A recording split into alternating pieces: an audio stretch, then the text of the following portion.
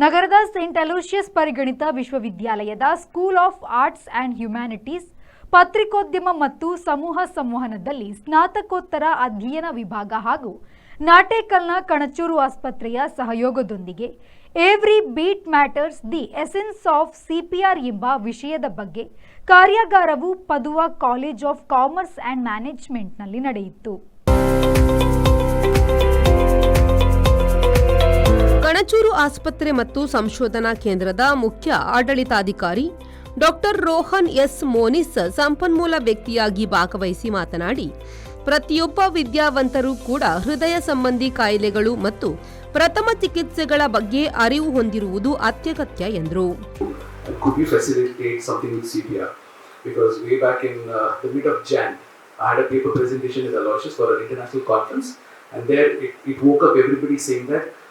So my argument is, why not every graduate, I'm not talking about healthcare graduates, non-healthcare graduates too, learn a simple thing like cardiopulmonary resuscitation, the proof of CPR. Now, by and large, Professor Roshan just gave you a simple example wherein you spoke about somebody, a beneficiary in a bank, walking up to a bank and getting unconscious. It's a very common thing seen today. Just to break it a little further, the heart ailments, there are two types of emergencies. One is a heart attack. Okay, one is a heart attack. Other one is called as a sudden cardiac arrest. Department of emergency ಮೆಡಿಸಿನ್ನ resident doctor Afifa Hakeem ಅವರು CPR ಬಗ್ಗೆ ಮಾಹಿತಿ ನೀಡಿದರು. Perfect. Now the next question arises. Okay, there are many hospitals nearby. Just a call away, I have Swiggy at my doorstep. Why not? There are even doctors available. There are many practically apps available where you can call the doctor and be like, okay, doctor will come and take care.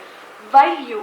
Did you get my point? Why you? It is because you will increase the survival chance of the patient by 4 times more. Clear enough?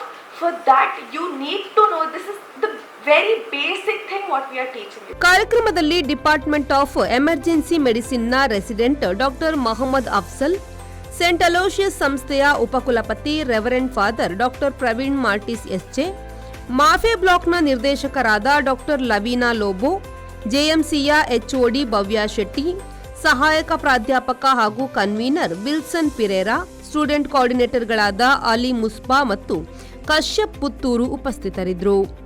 ಶರತ್ ಸಾಲ್ಯನ್, ವಿ4 news, Mangaluru.